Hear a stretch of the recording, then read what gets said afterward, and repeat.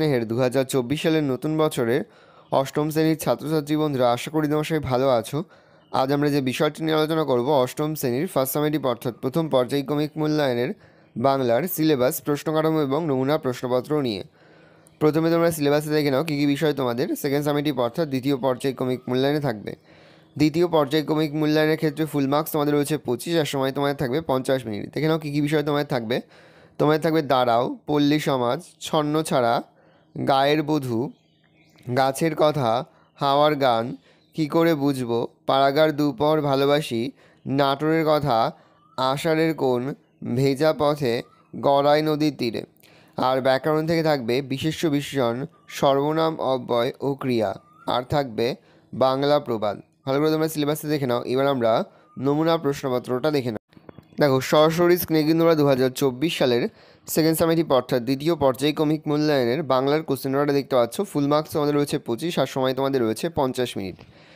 একে দাগে রয়েছে সঠিক উত্তর নির্বাচন করে লেখো যে কোনো পাঁচটি, প্রতিটি প্রশ্নের মান 1 করে 1 × 5 = 5। প্রথম, কবির মতে মানুষ আজ বড় নিঃসঙ্গ, একাকী, একলা না নীরব? উত্তর হবে একলা। প্রশ্ন, তুমি অত্যন্ত হীন এবং নীচ এ কথা রমেশ বলেছিল বেনিকে, রমাকে, আকবরকে না গোপালকে? উত্তর হবে রমাকে। প্রশ্ন, গলির মোড়ে একটা গাছ দাঁড়িয়ে, গাছ না গাছের প্রতিরূপ, প্রেতছায়া, প্রতিলিপি না চারা গাছ? উত্তর হবে প্রেতছায়া। প্রশ্ন, বীজগুলি যেন গাছের ডিম, শিশু প্রজন্ম আত্ম? উত্তর হবে ডিম। প্রশ্ন, আমাদের বাড়ি নেই, দেশ নেই, গাড়ি শেষ, ঘর ঠাঁই নেই, কেঁদে কেঁদে মরি শুধু বাইরে? উত্তর হবে ঠাঁই নেই। প্রশ্ন, মোটা মহিলা দুটি, যাদের মধ্যে একজনের নাম ছিল ছেনু মাসি, এটা মাসি হবে, আর অন্যজনের নাম রেণু মাসি, বেনু মাসি, অলকা মাসি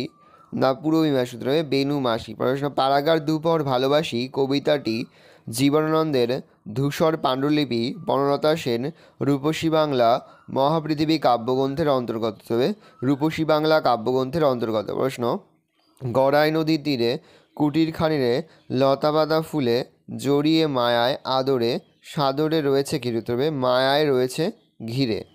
দুই দাগে রয়েছে খুব সংক্ষেপে নিচের যে কোনো 4টি প্রশ্নের উত্তর দাও। প্রশ্নের মান 1 করে 1 × 4 = 4। প্রথম, কবি কি হয়ে মানুষের পাশে দাঁড়াতে বলেছেন? লিখবে কবি মানুষকে মানুষ হয়ে পাশে দাঁড়াতে বলেছেন এবং পাখির মতো মানুষের পাশে দাঁড়াতে বলেছেন। প্রশ্ন, গ্রামের একমাত্র ভরসা কী ছিল?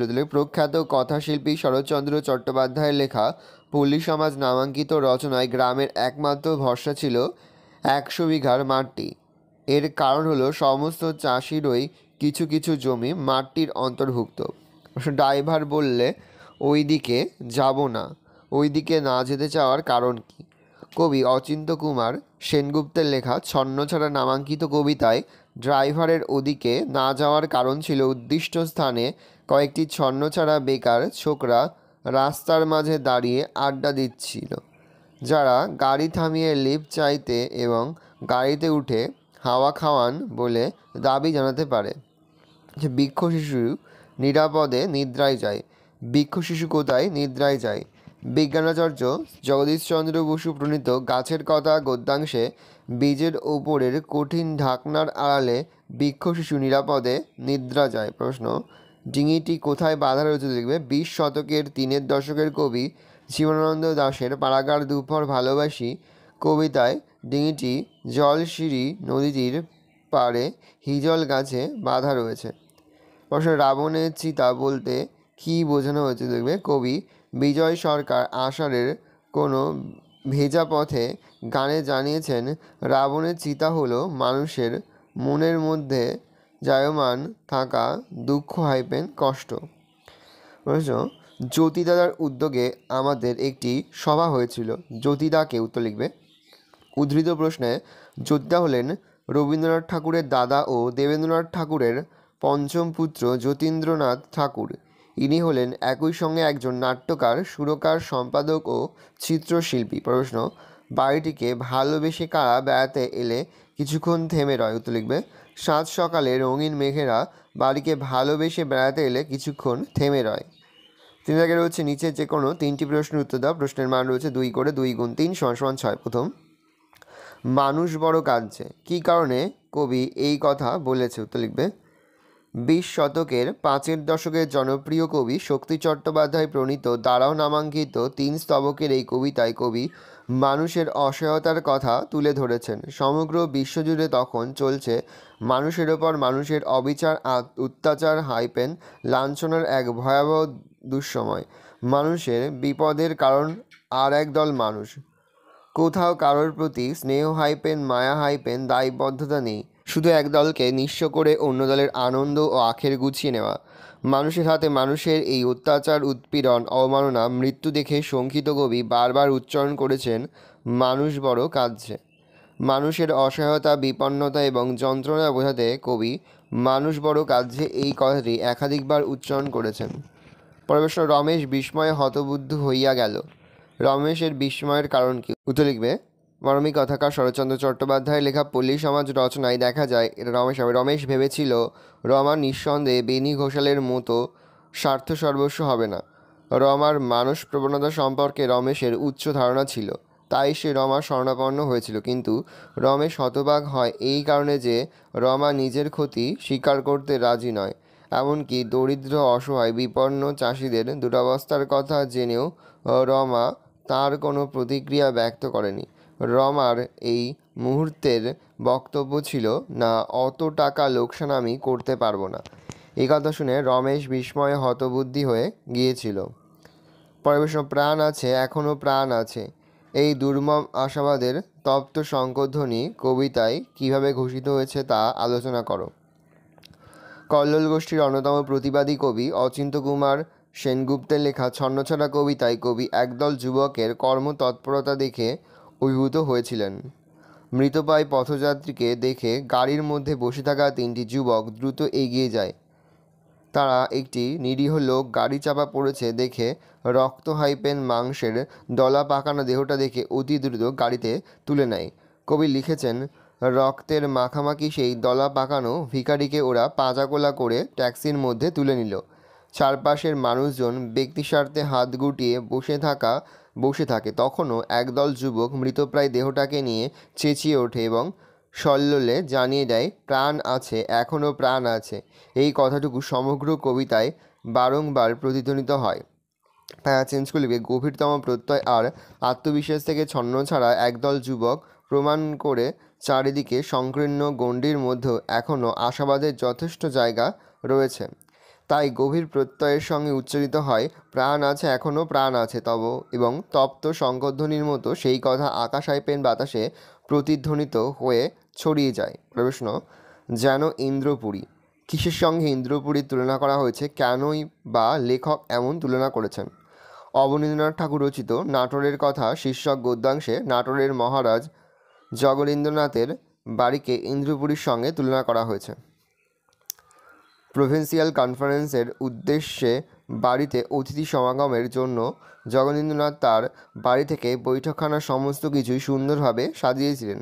বাড়িতে রীতিমতো চমকে দেওয়ার মতো ঝাড়লণ্ঠন, তাকিয়া, ভালো দামি ফুলদানি, সুদৃশ্য কার্পেট দিয়ে এমনভাবে সাজানো হয়েছিল যা নজর কাড়ে লেখকের।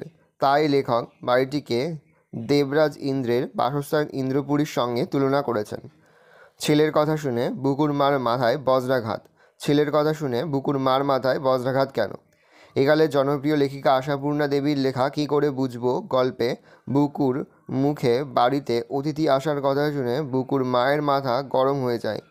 তাই তিনি রাগের মাথায় 2-4টে খারাপ কথা বলে ফেলেন।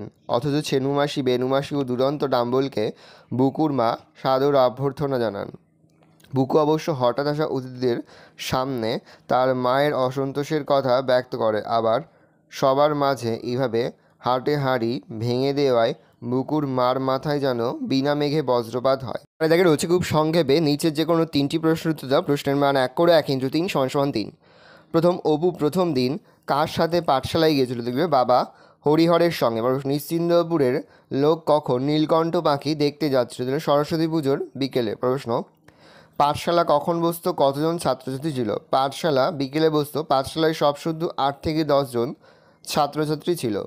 অপু বসে বসে খাতায় কী লেখে? তুলে অপু বসে বসে খাতায় রাজপুত্র রাজকুমারীকে নিয়ে নাটক লেখে। প্রশ্ন, অপুর টিনের বাক্সতে কি কি বই ছিল তো লিখবে অপুর টিনের বাক্সতে একটা নিত্যকর্ম পদ্ধতি, একটা পূর্ণ প্রাকৃতিক ভূগোল, শুভঙ্করী, পাতাছেঁড়া, বীরঙ্গনা, কাব্য ও কাশিদাসী, মহাভারত ছিল। থেকে তোমাদের রয়েছে নিচের প্রশ্নগুলির উত্তর দাও। এখানে প্রিন্টিং মিস্টেক আছে। প্রতিটি প্রশ্নের মান রয়েছে 1 করে 1 × 4 = 4। প্রথম, নির্দেশ অনুযায়ী বাক্য পরিবর্তন করো। ফুলবাগানের মোড় পর্যন্ত এগিয়ে দেখল নীলু। না সূচক বাক্য। ফুলবাগানের মোড় থেকে বেশি এগিয়ে দেখল না। নির্দেশ অনুযায়ী বাক্য পরিবর্তন করো। বুড়ো চোখটা অন্যদিকে ফিরিয়ে নিল। প্রশ্নসূচক বাক্য। বুড়ো চোখটা কি অন্যদিকে ফিরিয়ে নিল না?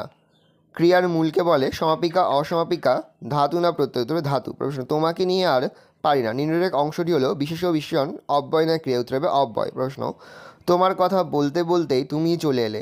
এই বাক্যে অসমাপিকা ক্রিয়া হলো কথা বলতে বলতে বলতে বলতেই এলে, চলে এলো। উত্তর হবে বলতে বলতেই।